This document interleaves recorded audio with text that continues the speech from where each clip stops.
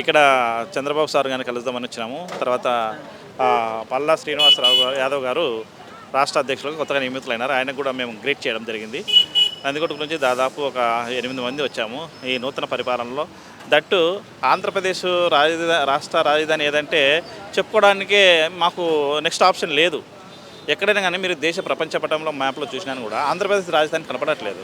అందుకనే యావత్ ఆంధ్రప్రదేశ్ ప్రజలందరూ కూడా విద్యార్థి యువత తర్వాత పెద్దలు స్త్రీలు అందరూ కలిసి అసలు ఎక్కడికి వెళ్ళాను కూడా ఏ రాష్ట్రం వెళ్ళినా ఏ దేశం వెళ్ళాను కూడా వాళ్ళందరూ మీ రాజధాని what is your capital of state అంటే they have a question mark.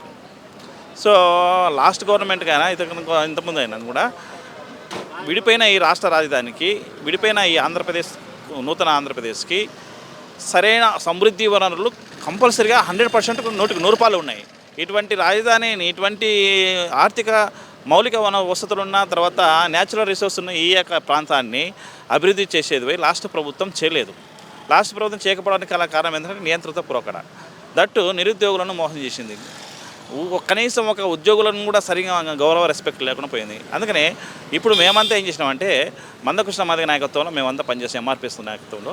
తర్వాత మా బీసీ సోదరులు గారు తర్వాత నా టీడీపీ నాయకులందరూ కలిసి ఐక్యంగా ఇప్పుడు నందికొట్టు నియోజకవర్గాన్ని గ్రామాన ఒక సిబిఎన్ అనే అసోసియేషన్ ద్వారా సేవా సమితి ద్వారా మేము ప్రజల్లోకి వెళ్ళాలని వాలంటీర్గా నిర్ణయించుకున్నాము. అది రిజిస్ట్రేషన్ కూడా చేశాము.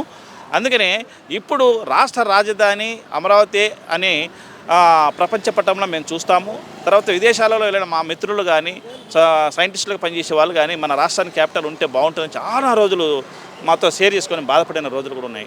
అందుకనే మాకు నిజమైన దృఢమైన విశ్వాసం నమ్మకం ఏంటంటే ఆంధ్రప్రదేశ్ రాష్ట్రాన్ని అభివృద్ధి చేస్తాడు చంద్రబాబు నాయుడు సార్ గారు అని చెప్పేసి మాకు నమ్మకం ఉంది. దట్టు ప్రతి తెలుగోడు ఇక్కడనే కాదు ప్రపంచ దేశంలో ఎక్కడున్నానో తెలుగోడు నా స్టేట్ నా క్యాపిటల్ అమరావతి అని దమ్ము ధైర్యం హాలర్ ఎగరేసుకొని చెప్పుకునే దమ్ము ధైర్యం ఎక్కడి నుంచి వచ్చిందంటే దట్ ఈజ్ సిపిఎన్ సార్.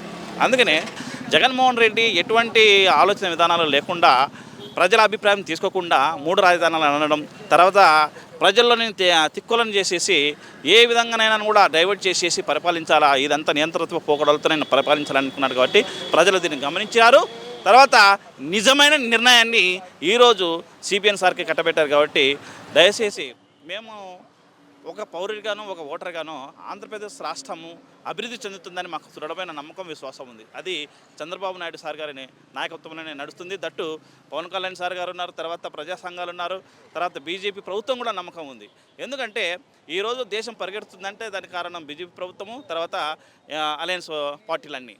కాబట్టి నలుగురు నడుస్తూనే దావా ఏర్పడుతుంది. కానీ నేను ఒక్కనే నడవాలనుకోవడము జగన్మోహన్ రెడ్డి గారి నియంత్రణత్వానికి ఓడిపోవడమే దానికి ప్రధానమైన కారణమని చెప్తున్నాను. రాయలసీమ ఏరియాలో ప్రత్యేకంగా ఆయన ఓడిపోవడానికి ఈసారి మామూలుగా అయితే వైఎస్ఆర్సీపీ కానీ కాంగ్రెస్ పార్టీ కానీ రాయలసీమ బాగా బలమైన ఇది ఆ ఏరియాలో ఓడిపోవడానికి మెయిన్ కారణాలు ఏంటి? అక్కడ లోకల్ ప్రాబ్లమ్స్ వల్ల లేకపోతే నాయకుల పట్టు లేకపోవటమా? రాయలసీమలో జగన్మోహన్ రెడ్డికి ప్రధానంగా ఓడిపోవడానికి కారణం ఏంటంటే ఒక రెడ్డి కులాన్ని మాత్రమే తను మేజర్గా దృష్టి పెట్టుకొని తన కింద ఉన్న క్యాడర్ ఆఫీసర్లు ఐఏఎస్లు కానీ ఐపీఎస్లు కానీ తర్వాత మంత్రులు కానీ వీళ్ళందరూ ఒక రెడ్డి కులాన్ని మాత్రమే పెంచిపోయించాను తప్ప మిగతా కులాలను వాళ్ళు పరిగణించదలుచుకోలేదు. బెస్ట్ ఎగ్జాంపుల్ ఏంటంటే ఆంధ్రప్రదేశ్లో దాదాపు 13-15 యూనివర్సిటీలు ఉన్నాయి. ఈ యూనివర్సిటీలో కీలకమైన స్థానాలు కీలకమైన పదవులు వైస్ ఛాన్సలర్ కానీ రిజిస్టర్ కానీ రెక్టర్ కానీ A to Z తీసుకుంటే టోటల్గా రెడ్లకి ఇచ్చేశాడు. టోటల్గా రెడ్లకి ఇవ్వడం వల్ల కీలకమైన స్వతంత్ర ప్రతిపత్తి కలిగినటువంటి ఆంధ్రప్రదేశ్ ఏపీపీఎస్సీ వాటికి ఏది తీసుకున్నాను కూడా ఆయన అక్కడే కనపడుతుంది. తన కులాన్ని మాత్రమే ఎంకరేజ్ చేశాను కానీ మిగతా కులాలను వదిలేశాడు, గాలికి వదిలేశాడు వాడుకొని. ఒక మాటలో చెప్పాలంటే మిగతా కులాలను ఎస్సీ ఎస్టీ బీసీ మైనారిటీలను వాడుకొని గాలికి వదిలేశాడు. తర్వాత వాళ్ళని వదిలేశాను కాబట్టి ప్రజలందరూ రాయలసీమ ప్రజలందరూ ఒక నమ్మకంతో ఆలోచించారు, విశ్వసించారు. ఇప్పుడు తెలివిగా అందులో ప్రతి ఒక్కరికి అరచేతిలో అంతర్జాలం ఉంది కాబట్టి వాళ్ళు నిజమేంటో తెలుసుకున్నారు. ఇప్పుడు నిజమైన నాయకుడు ఏంటో ఆంధ్రప్రదేశ్కి ఎంత అభివృద్ధి చెందుతుందో వాళ్ళు గ్రహించి తెలుగుదేశానికి ఎన్డీఏ అలయన్స్కి పట్టం కట్టారు. కాబట్టి తెలియజేస్తున్నాం. ఆయన అసెంబ్లీకి నేను ప్రతిపక్ష నాయకుడు హోదా ఉంటేనే వస్తాను లేకపోతే రాననే మాట మాట్లాడిన దాన్ని ఎలా చూస్తారు? అది ప్రతిపక్ష నాయకుడు హోదాగా ఉంటేనే వస్తానడము అది అవగాహన రహితం. ఎందుకంటే ఇదే జగన్మోహన్ రెడ్డి గతంలో కూడా మాట్లాడినాడు. మీకు 23 సీట్లు వచ్చినాయి కదా, మీకు ఎట్లా వస్తుంది, మీకు ప్రతిపక్ష హోదా రాదు ఇదని చెప్పేసి ఆయననే అన్నాడు కదా. మరి తను వేసిన బంతిని మళ్ళీ తనకే రివర్స్ వచ్చి కొట్టుకుందనమాట. సో ఇలాంటివి మాటలు అనేది దాని ఏమంటారంటే భయాందోళన కలిగించేది, తర్వాత తల దించుకొని పోయే మాటలుగా గుర్తించాలని ప్రజలందరికీ నేను ఈ మీడియా ముఖంగా తెలియజేస్తాను. తాడేపల్లి హౌస్కి అంత భారీ భద్రత ఏర్పాట్లు చేస్తున్నారు. దాంతోపాటుగా 1000 మంది సెక్యూరిటీ పెట్టుకొని 5 ఏళ్ళు పరిపాలించాడు. ఆయన ఇంట్లోంచి కదలకుండా అంతమంది సెక్యూరిటీ అవసరం అసలు తాడేపల్లి నివాసానికి అంత డబ్బులు పెట్టి అంతమందిని 1000 మంది దాకా సెక్యూరిటీని పెట్టుకోవాలంటే సాధారణమైన ఆడపిల్లలకు భద్రత లేదండి గత ప్రభుత్వంలో. మీరు కరెక్ట్ ఒకసారి మీడియా వాళ్ళందరూ ఒకసారి మళ్ళీ రీఅనలైజ్ చేసి రిమైండ్ చేసుకోండి. ఇదే జగన్మోహన్ రెడ్డి గారు ప్రాంతం కడపలో పులివెందులకు 10 కిలోమీటర్ల దూరంలోనే ఒక ఆడామెను రేప్ చేసి అదే కులానికి సంబంధించిన వ్యక్తులు, అదే రెడ్డి వర్గానికి సంబంధించిన వ్యక్తులు రేప్ చేసేసి అత్యాచారం చేసి భయంకరంగా ఆమె మర్మాంగాల్లో సీసాలుగా బిరుసులు కొట్టేస్తే ఆడ మర్డర్ జరిగిన అత్యాచారం జరిగినా కూడా ఇంతవరకు 10 నెల రోజులైనా కూడా అంతవరకు ఆయన ఎఫ్ఐఆర్ నమోదు చేయలేదు, పోలీసులో ఎంక్వైరీ చేయలేదు. దానికి నిదర్శనమే ఆయన ఓటమికి కారణం.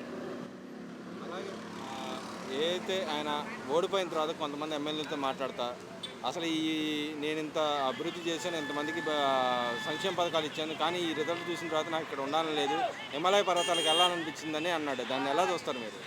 హిమాలయాల పర్వతాలకు వెళ్తాడో అయితే మంచు పర్వతాలైనా అధిరోసిస్తాడో. ఇంక ఇప్పుడు ఓడిపోయిన తర్వాత ఎన్నైనా మాట్లాడతాడు. ఎందుకంటే నరం లేని నాలుగు ఎట్లయినా మాట్లాడుతుంది. ఎందుకంటే నాలుగుకు నరాలు తర్వాత ఎముకలు ఏముండవు కాబట్టి ఎట్లా మాట్లాడుతుంది. ఎందుకంటే ఓడిపోయినాడు అనే కారణంతోనే ఇప్పుడు ఎట్లయినా వెళ్తాడు ఇప్పుడు ఆయన. ఎందుకంటే అవన్నీ ఊపే కుహా మాట్లాడు, ఊర్లో పెళ్ళికి కుక్కలు హడావిడినట్టు ఇంకా ఎట్లయినా వెళ్తాడు అనమాట. అది విషయం. ఇప్పుడు తెలుగుదేశం ప్రభుత్వం వచ్చింది కదా, ఎలా ఉండబోతుంది అనుకుంటున్నారు ఈ 5 ఏళ్ళ పరిపాలన? ఈయన ఒక విజన్ ఉన్న నాయకుడు అనేసి నేను తెలియజేస్తూ ఉన్నాను. ఎందుకంటే చంద్రబాబు నాయుడు గారు గతంలో 15 ఏళ్ళ పరిపాలన చేసిన వ్యక్తి, అందులో ఒక అడ్మినిస్ట్రేషన్ తెలిసిన ఏకైక వ్యక్తి.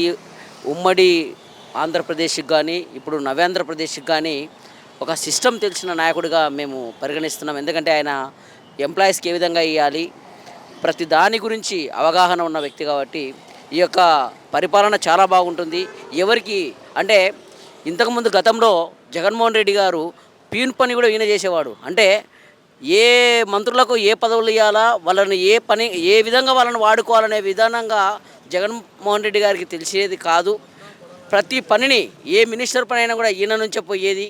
ఒక సజ్జల అనే మనిషిని పెట్టుకొని ఆయన పరిపాలన రాహిత్యం అంటే తెలియక ఓటమికి చాలా దారుణమైనటువంటి పరిస్థితుల్లో ఓడిపోవడం కారణము ఎవరి విభాగాలు వాళ్ళకి అప్పచెప్పకుండా స్వతంత్రంగా నియంతృత్వంగా నేనే రాజు అనే పరిపాలన చేయడం వల్లనే ఆయన ఆ విధంగా జరిగింది. కానీ చంద్రబాబు నాయుడు గారు ఆ విధంగా కాదు. ఎవరి పరిపాలనా విభాగం వాళ్ళకి అప్పచెప్పి రాష్ట్ర అభివృద్ధికి ఎంతగానో కృషి చేస్తారనేసి మేము తెలియజేస్తూ ఉన్నాం. ఇప్పుడు చంద్రబాబు నాయుడు గారు పెట్టిన పథకాలు కానీ ఇచ్చిన హామీలు కానీ నెరవేర్చలేరని చెప్పేసి కొడాలి నాని గారు చంద్రబాబు గారి మీద ఆరోపణలు చేస్తున్నారు కదా, దానిపై మీ అభిప్రాయం ఏంటి? ఖచ్చితంగా నెరవేరుస్తారండి. ఎందుకంటే ఆయన ఒక విజన్ ఉన్న నాయకుడు. ఏ విధంగా డెవలప్మెంట్ చేయాలి, ఏ విధంగా ఫండ్స్ తీసుకురావాలి, ఏ విధంగా మన యొక్క ఆర్థిక వనరులను అభివృద్ధి చేయాలని తెలిసిన నాయకుడు చంద్రబాబు నాయుడు గారు అని తెలియజేస్తూ ఉన్నాము. ఎందుకంటే యువతకు భవిష్యత్తు ఏ విధంగా వాళ్ళను పనిలోకి కొన్ని ఉద్యోగాలు ఎలా కల్పించాలి అనే తెలిసిన ఏకైక నాయకుడు ఈయననే. అదేవిధంగానే అమ్రాన్ కంపెనీ బ్యాటరీ సంస్థలు కానీ కొన్ని కడప జిల్లాలో ఉన్నటువంటి కార్స్ కంపెనీస్ ఉన్నాయడ, కియా కంపెనీసు, అవి అసలుకు మనము గత ప్రభుత్వంలో మెయింటెనెన్స్ చేసుకోలేక కొన్ని కంపెనీలో వాళ్ళని ఇబ్బందులు పెట్టి వాళ్ళను పర్సంటేజ్లు అడిగి మన దేశంలో ఉన్న ఒక 2-3 లక్షల మందికి ఉపాధి కల్పించాలని సంస్థలను తీసుకుపోయినటువంటి దుస్థితి వచ్చింది. అంటే ఇంకా అలాంటి పరిపాలన కాకుండా అభివృద్ధి దశలో పయనించడానికి ప్రపంచ దేశాల్లో ఏ దేశమైనా సరే మన ఆంధ్రప్రదేశ్లో పెట్టుబడులు పెట్టడానికి చాలా వంతుగా చంద్రబాబు నాయుడు సార్ గారు కృషి చేస్తానని, అదేవిధంగా అభివృద్ధి పయనంలో నడుస్తుందని నేను తెలియజేస్తా ఉన్నాను. ఇప్పుడు రోజా గారు అంటున్నారు మేము ఎలా ఓడిపోయాం, మా జగన్ అన్న ఎలా ఓడిపోయాడో మాకు తెలుసు, చిన్నపిల్లలకు కూడా తెలుసు అంటున్నారు కదా. దాని విషయం అయితే ఒకటే చెప్తా ఉన్నాం, ఎంతసేపు ఉన్న బటన్ నొక్కడమే ఉంది, కానీ ఆ బటన్ నొక్కడం కూడా మేము ఇచ్చిన డబ్బులతోనే మీరు పరిపాలన చేస్తూ ఉన్నారు. ఈరోజు ఇండియాలోనే లేనటువంటి ఒక ప్యాలెస్ కట్టినారు ఎక్కడ విశాఖపట్నంలో, వైజాగ్లో. అలాంటి దానికి 500 కోట్లతో ఋషికొండలు ఏర్పాటు చేసినటువంటి ఘనత వాళ్ళకు. అంటే ఇక్కడ సాధారణ మానవునికి ఉపయోగపడాల్సినవి సమకూర్చలేక ఒక డాక్టర్ గారు సుధాకర్ గారు చనిపోవడము, మాస్క్ లేక చంపేసినారు. దళితులు కానీ బీసీలను కానీ ఏ విధమైనటువంటి ఒక పదవులకు అలంకరణ ప్రాయంగా చేసినారు. కానీ ఒక రెడ్లకు మాత్రమే హోదాలు డబ్బులు ఇచ్చి వాళ్ళకు ఎలాంటి అంటే ఒక ఇంటర్మీడియట్ చదివిన వాళ్ళకు కూడా 70,000 జీతాలు డ్రా చేసినటువంటి పరిస్థితి ఈ యొక్క కనపడతా ఉంది పోయిన దాంట్లో. మరి జగన్మోహన్ రెడ్డి గారు ప్రజలే మోసం చేశారు, నేను ప్రజలకి చాలా చేశానని చెప్తున్నాడు.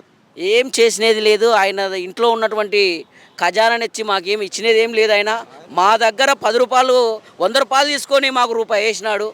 అభివృద్ధి చేయలేదు. ఆయన డబ్బులు తీసుకొని ఆయన ఏ విధమైనటువంటి ఆయన చుట్టూ ఉన్నటువంటి దానికి మాత్రమే మెయింటెనెన్స్ పెట్టినాడు తప్ప అభివృద్ధికి ఏమాత్రం ఆయన చేయలేదనేసి మేము తెలియజేస్తున్నాం. ఆర్థిక అభివృద్ధి కాదు, అంటే డబ్బులు పిల్లోడికి ఏ విధంగా బతకాలనేది నేర్పించాలి. కానీ నేనే డబ్బులు ఇస్తాను బతికేసే అని చెప్పడం కరెక్ట్ కాదని నేను ఈ సందర్భంగా తెలియజేస్తా ఉన్నాను. జిల్లాకు ఒక ప్యాలెస్ కట్టారు కదా, అది ప్రజల డబ్బు కాదా? అది అధికార దుర్వినియోగము 100% చేసినాడని నేను ఈ సందర్భంగా తెలియజేస్తా ఉన్నాను. ఎవరి సొమ్ములు నువ్వు ప్యాలెస్లు కట్టుకుంటున్నావు? ఎందుకు అంత అవసరమా? ఆ డబ్బుతో అవసరమా నీకు ప్యాలెస్లు కట్టాలని ఈ సందర్భంగా మేము తెలియజేస్తా ఉన్నాం. వైసీపీ పాలనలో ఉన్నప్పుడు 1000 మందిగా సెక్యూరిటీ గార్డులు పెట్టుకున్నాడు కదా, అది అవసరం అంటారా? వైసీపీ పాలనలో ఆయన ఎక్కడికి వచ్చినా ఒక పరదాలు ఉండేటివి. అంటే ఆయన వస్తేనే పరదాలు, అంటే ఆయనకు ప్రాణం మీద ఎంత తీపింది అనేది మనం తెలియజేస్తూ ఉన్నాం. ప్రజానాయకుడు అంటే ప్రజల్లో ఉండాలి. పరిపాలన రాకముందు కొన్ని 100 కిలోమీటర్లు 1000 కిలోమీటర్లు నడిచిన వ్యక్తి ఎందుకు మరి పరదాల దాపన వచ్చింది? సెక్యూరిటీ ఎందుకు పెంచుకోవాలా? అంటే అధికార దర్పణం చూపించడానికి మాత్రమే ఆయన ప్రయత్నించడానికి ఈ సందర్భంగా తెలియజేస్తూ డబ్బులు చాలా ఇష్టానుసారము రాష్ట్ర ప్రజల యొక్క ఖజానాను ఖాళీ చేసినాడని మేము తెలియజేస్తూ ఉన్నాం.